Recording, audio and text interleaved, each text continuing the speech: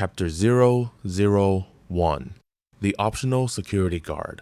Logan Hart stood in the darkest corner of the Gilt Cage, with a drink in one hand and a look of cultivated misery on his face.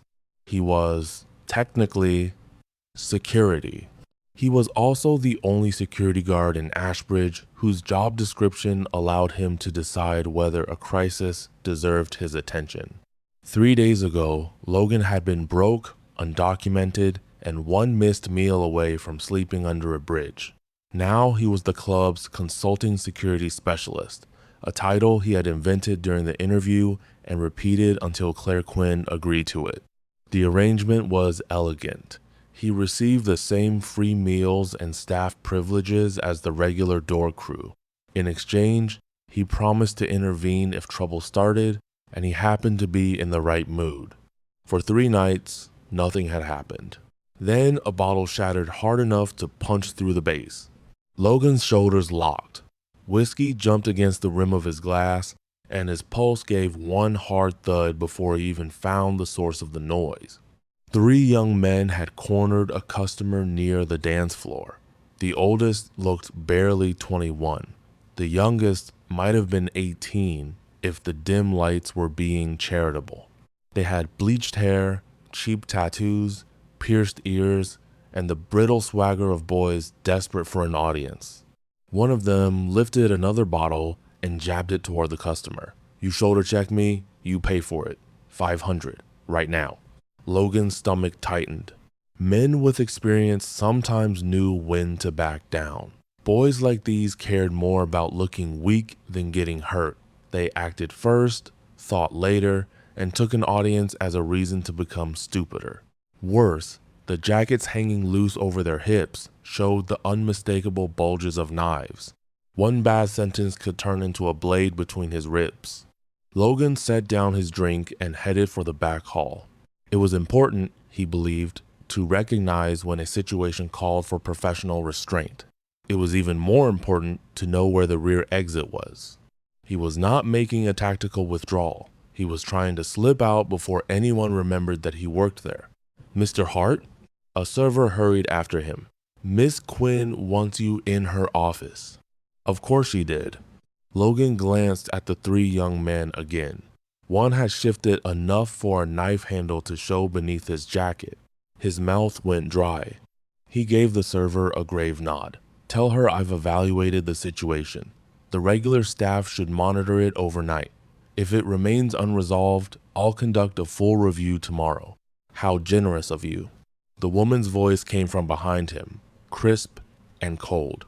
Claire Quinn walked out of the back hall in a white tailored suit, her dark hair pinned away from a face that could charm a liquor inspector and terrify a delinquent vendor in the same minute.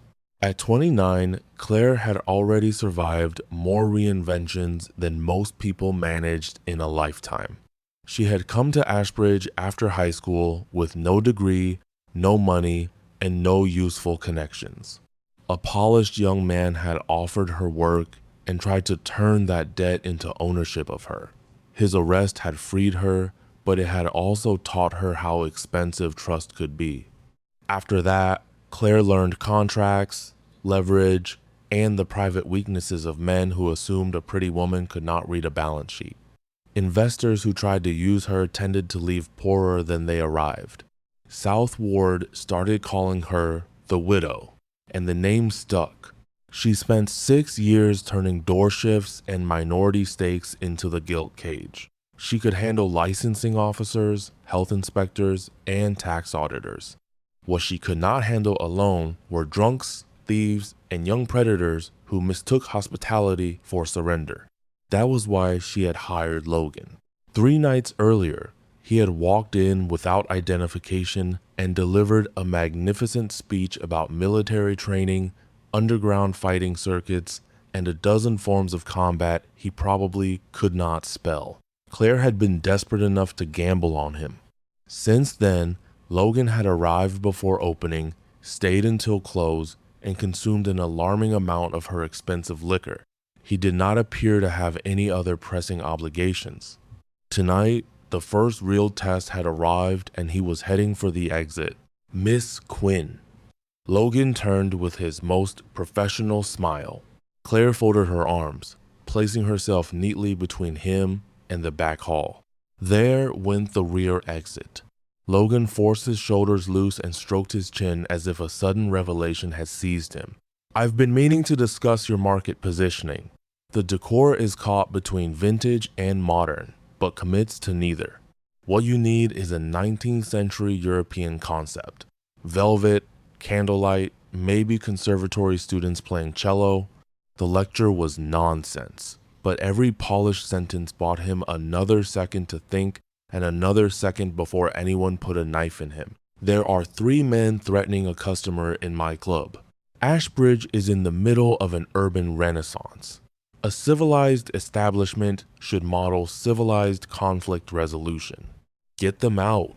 De-escalation is a specialized discipline.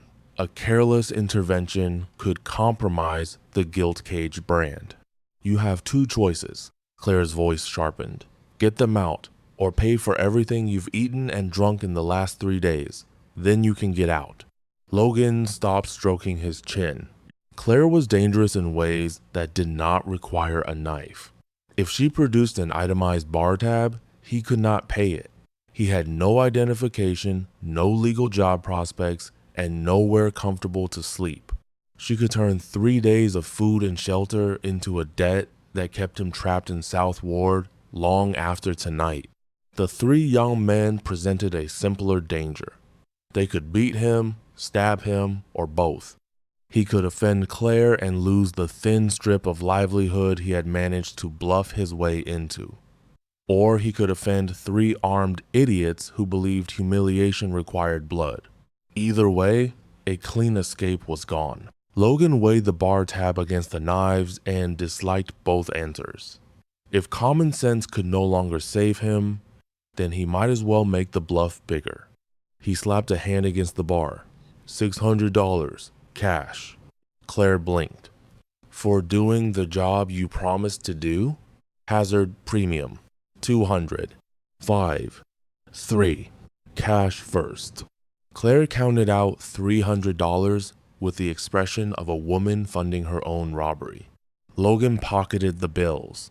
The money did not make the knives any less sharp. It only made running away more embarrassing. He looked at the 3 men, swallowed hard enough to feel his throat click, and walked toward them before his legs could reconsider. The smallest one had drifted half a step away from his friends. Logan stopped directly in front of him and deliberately planted his heel on the young man's shoe. He needed an opening, and if possible, an opening that made the other man look responsible. Ow, what the hell? The kid shoved at him. You step on me? You owe me $500. Logan looked offended. You put your foot under mine so you could make me fall, and now you're trying to extort me? The leader's face twisted. Who do you think you're talking to? Kick him, the 3rd man said. The smallest one shifted his weight. There it was. Talking was over. If Logan waited for the first kick, the other 2 would pile in, and then one of those knives would come out. He had no intention of discovering how brave he could be while bleeding. The fight was unavoidable now. So Logan followed the oldest rule he trusted. If someone was going to hurt him, hurt that person first. The smallest man moved. Logan moved faster. His kick drove between the young man's legs and folded him with a strangled cry.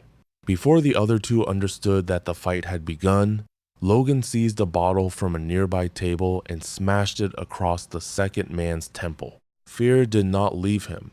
It simply ran out of room and came out violent. The man lunged blindly. Logan drove the jagged remains into his side and ripped them free as the man collapsed against the bar. Blood darkened the man's shirt. The club went silent. Even Logan stared for half a heartbeat. Somewhere inside the man who had just tried to flee through the kitchen lived an ugly, near-instinctive talent for violence. Once the first blow landed, that part of him did not want a fair fight. It wanted every threat on the floor before anyone could reach for a blade. The discovery frightened him. It did not slow him down. The last young man backed away, but Logan was already moving. He crossed the distance with a leaping kick that struck the outside of the man's shin. Bone cracked beneath the returning pulse of the music, and the man went down screaming. "Who are you?" he gasped. Logan slapped him hard enough to turn his head. "The man you should have left alone." Around the dance floor, customers stared at the stylish guard they had assumed was decorative. Two men nearest the fight had both covered their groins without seeming to notice. Claire watched from the edge of the crowd. 3 minutes ago, she had been certain Logan was nothing but a gifted liar. Now one attacker was curled around a ruined leg, another was pressing both hands to a bloody wound, and the third could not stand upright. It was not clean, it was not controlled, it was certainly not the work of any licensed security professional she had ever met. But the danger was over. Logan turned back to the injured leader. "Take your friends and go. Tomorrow, you bring $2,000 for the damage." The young man's terror flickered into anger. "You don't know who we ride with. Rivers owns South Ward. He'll tear this place apart." Logan's first thought was that Rivers sounded like a man who came back with more than 2 friends. His second was that the entire room was watching him. "Then tell Rivers that Logan Hart will be here." That was not what Logan wanted to say. What he wanted to say was, "Please do not come back with more people." But once a man had introduced himself like a legend, it was difficult to retreat into sensible obscurity. The 3 intruders stumbled out together. Logan did not linger over the admiring silence. He had seen the hatred in their eyes as the door closed. They would get bandaged. They would gather friends. Then they would return in numbers large enough to make speed and brutality irrelevant. He had survived the first fight. His best plan for the second was to be somewhere else. Logan headed for the exit. "My office," Claire said. He kept walking.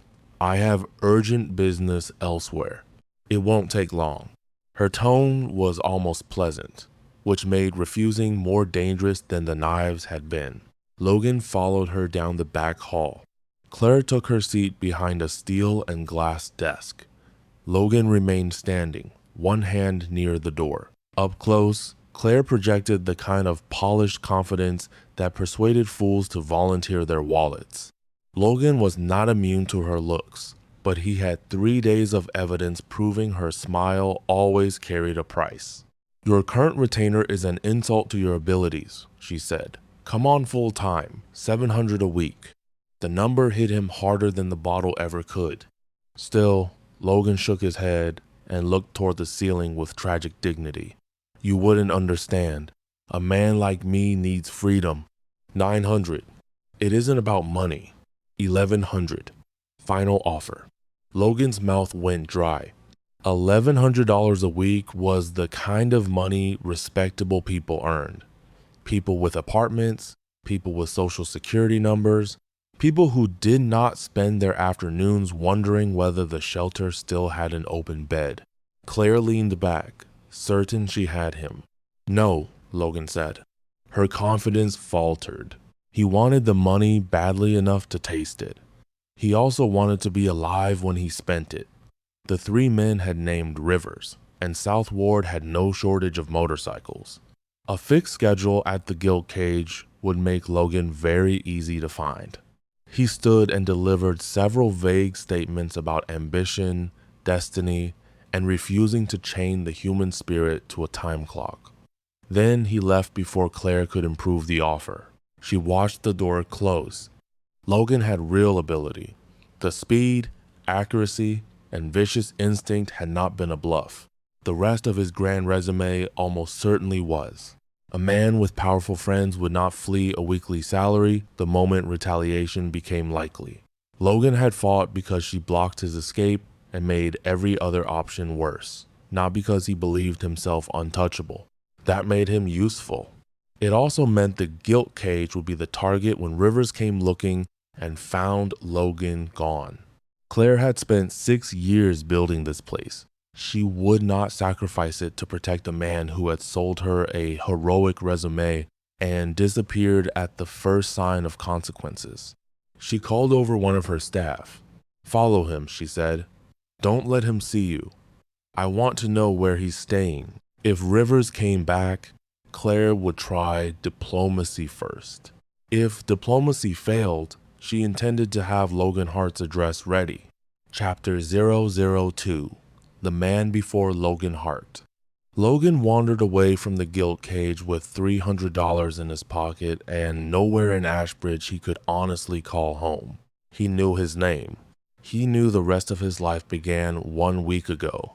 Everything before that was blank. His first clear memory was of standing outside Ashbridge's downtown bus terminal, with no wallet, no identification, and no idea how he had reached North Carolina. The city around him had felt both foreign and irritatingly familiar. Old brick mills beside new breweries, freight tracks cutting through neglected blocks, the Hawthorne River black beneath the winter sky. Logan had spent 1 hour trying to understand who he was. Then hunger convinced him employment was the more urgent mystery. No legitimate business wanted a man who could not complete an I-9 form, provide a social security number, or name a single previous employer. Claire Quinn had finally taken the risk because the Gilt Cage needed muscle, and Logan had described himself as a legendary fighter, with such conviction that, for several minutes, even he had believed it. Now that job was gone. That was a problem for later. Tonight, he still had $300. He bought a late meal from a food truck, found the cleanest room he could afford at the Redbridge Motor Lodge, and fell asleep before his head settled into the pillow. An old man waited for him in the dark. He was gaunt enough to look assembled from sticks and parchment. White whiskers framed a face built for cunning, and a robe covered in dim symbols stirred around him without any wind. "My time is almost gone," the old man said. "There is something you must know." Logan looked around the featureless dream. "Who are you?" "I came from a world beyond this one. There, I was the greatest devourer of souls who ever lived. When the storm that comes once in 10,000 years descended, I believed I could transcend death itself." His bitter smile showed broken teeth. "I was wrong. The storm destroyed my body. I preserved only my spirit, and the passage between worlds cast me here to Earth. A remarkably ugly name." "Strong opening," Logan said. "A little heavy on the exposition." The old man's eyes narrowed. "A human being possesses only one true history, and history survives through memory. Memory is also the substance from which my art draws power. When I arrived here, I needed strength to build myself a new body." The symbols on his robe dimmed. "I took every memory you possessed before last week." Logan's mockery slipped. "You did this to me?" "Yes." "Why me?" "Because your memories were carved deeper than any I had ever touched." That answer should have meant something. Instead, it opened a colder space inside Logan. "Keep talking," he said. "This world cannot sustain my kind. My spirit is unraveling, and soon nothing of me will remain. Before that happens, I would repay some fraction of what I stole. Get me a job." The old man stared at him. "Or give the memories back," Logan added. "What has been devoured cannot be restored, and asking one such as me for employment is an insult to both of us." He reached inside his robe and drew out a ring of dark blue metal. Fine symbols crossed its surface like frozen lightning. "I made this after coming to Earth. It is a vault for souls. A Soulvault. If that name helps your limited imagination." The old man held it up. "I knew nothing of your world, so I copied echoes from its finest experts, masters of every craft, discipline, science, and art. Once in each daily cycle, you may call upon one of them and borrow what that person knew." Logan shrugged. "Sure, Why not? You think this is a dream, a very well-produced one. Believe whatever comforts you. Your legend begins when you wake. The old man faded before the last word finished. His robe dissolved into blue sparks, then the darkness took those too. Logan woke at 10 the next morning.